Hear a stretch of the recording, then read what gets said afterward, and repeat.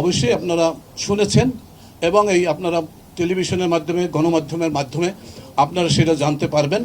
আমি বিশ্বাস করি আজকে এই দেশ, এই এই শিল্প প্রতিষ্ঠান, এই মাটি আমাদের, এবং এই দেশটাকে ভালোবাসা আমাদের সকলের উচিত।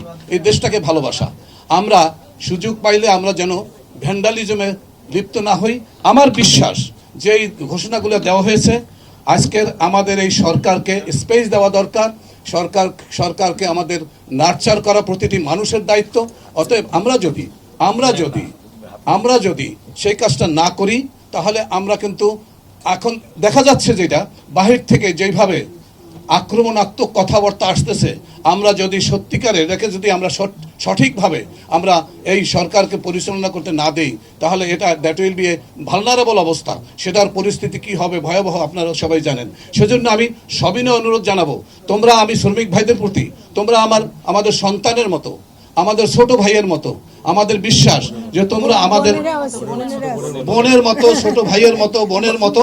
অতএব তোমরা আমাদের প্রতি, আমরা সিনিয়র একজন সিটিজেন হিসাবে তোমাদের প্রতি আমার উদাত্ত আহ্বান, তোমরা এই যে দাবিনামা ঘোষণা করা হলো, এই আমাদের দাবির প্রেক্ষিতে যেটা আজকে ফুলফিল করার জন্য, তোমাদের ডিমান্ডগুলি ফুলফিল করার জন্য যে ঘোষণাটা হলো, আমার বিশ্বাস তোমরা এটা মেনে নিয়ে তোমরা যার কর্মে তোমরা ফিরে যাবে, এবং এই প্রতিষ্ঠান বাঁচলে তুমি বাঁচবে, আমি বাঁচবো, তোমার আগামী প্রজন্ম বাঁচবে, এবং তোমাদের সন্তানরা আগামী দিনে ভালোভাবে চলতে পারবে।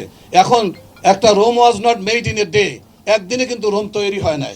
আজকের এই গভর্নমেন্ট যে কাজটা করতেছে, তাদেরকে তো স্পেস দিতে হবে। আমরা যদি বলি আজকে সব দাবি পূরণ করতে হবে, তোমাদের অনেক সমস্যা আছে, আমরা শ্রমিক প্রতিনিধিরা আছি, তোমাদের পাশে আসি, থাকবো। তোমাদের প্রতি যদি কোনো অফিসার হয়, তোমাদের প্রতি আমাদের উদাত্ত আহ্বান, সেই অফিসারের জন্য তোমরা আমাদের কাছে আসো। যখন আমাদের দরজা সবসময় খোলা, এবং মন্ত্রণালয় থেকে যে কমিটমেন্ট করা হয়েছে তাদের দরজাও খোলা। আমার বিশ্বাস যে আমরা সেগুলো সব ওভারকাম করতে সক্ষম হব।